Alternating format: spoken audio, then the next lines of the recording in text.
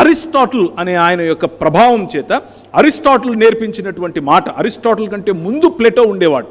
Plato నేర్పించినటువంటి మాటల యొక్క ప్రభావంతో అరిస్టాటిల్ మరియు ఆయన యొక్క ప్రభావంతో అలెగ్జాండరు ఈ ప్రపంచాన్ని అరిస్టాటిల్ నేర్పించినటువంటి 10 virtues of a human being, ఒక మనిషికి ఉండాల్సినటువంటి 10 సుగుణాలను ఆయన ఆ 10 నాలో ఉన్నాయి, ఇక I'm ready to win over this world అని అనుకున్నాడు.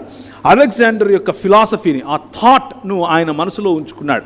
చాలా యంగ్గా ఉన్నప్పుడే శరీర దారుఢ్యం, లేకపోతే పౌష్టికంగా ఉండటం, మంచిగా ఆలోచించటం, వ్యూహం వేయగలగటం, ధైర్యం కలిగి ఉండటం, ఇవ్వటం, బలహీనతలు లేకపోవటం, ఇలాంటివన్నీ కూడా 10 సుగుణాలను ఆయన ఒక లిస్ట్గా వేసి వెళ్ళు అని అన్నాడు. ఈయన అలెగ్జాండర్ ఆ ప్రభావంతో ప్రపంచాన్ని జయించడానికి ప్రపంచమంతా తిరిగాడు. ప్రపంచమంతా తిరుగుతూ భారతదేశానికి కూడా వచ్చాడు. కానీ ఆయన ఉద్దేశంలో ఏంటి అని అంటే, what ever is more beneficial that belongs to you, what ever is not beneficial you can get rid of it. ఉదాహరణకు మీ ఇంట్లో ఒక ఆయన, అంటే వాళ్ళు రాసుకునేటటువంటి లేఖలు, వాళ్ళు రాసుకునేటువంటి ఉత్తరాలు, పత్రాలు మనకి ఈరోజు కూడా అందుబాటులో ఉన్నాయి కొన్ని. వాటిని కనుక మనం చూసినట్లయితే వాళ్ళు చాలా క్యాజువల్గా రాస్తారు. ఓహో, గర్భవతిగా ఉందా నీ భార్య, ఓకే, కొడుకు పుడితే కనుక మంచిగా పెంచు, కూతురు పుడితే ఎక్స్పోజ్ చేసేసేయి అని రాసుకున్నారు. సింపుల్గా ఎక్స్పోజ్ చేయటం అని అంటే అర్థం ఏమిటి అని అంటే, ఆమెను చంపేయటం, ఆమెను లేకుండా పోవటం, ఆమెను తీసేయటం. ఎందుకంటే she is not useful to you. అర్థమవుతుందా నేను చెప్పేది? This is a shock for you, right? అలా ఎలా చేస్తారు? Well, it was a norm.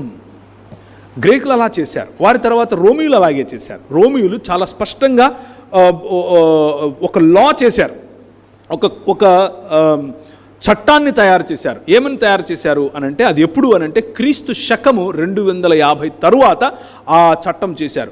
ఎందుకు ఆ చట్టం చేయాల్సి వచ్చింది అని అంటే, ఆ రెండు అంటే క్రీస్తు శకము 250 చిల్లర వరకు కూడా క్రైస్తవ ఉద్యమం మెల్లిమెల్లిగా పెరిగింది. దేవుని వాక్యము అనేటటువంటి ఈ వెలుగు మెల్లిమెల్లిగా విస్తరించింది.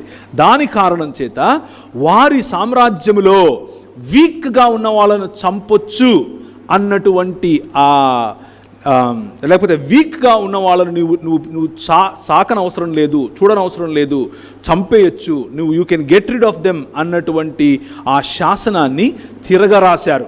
ప్రతి మనిషి కూడా నీ ఇంట్లో పుట్టిన ప్రతి వాడిని పెంచి తీరాల్సిందే అన్నటువంటి ఒక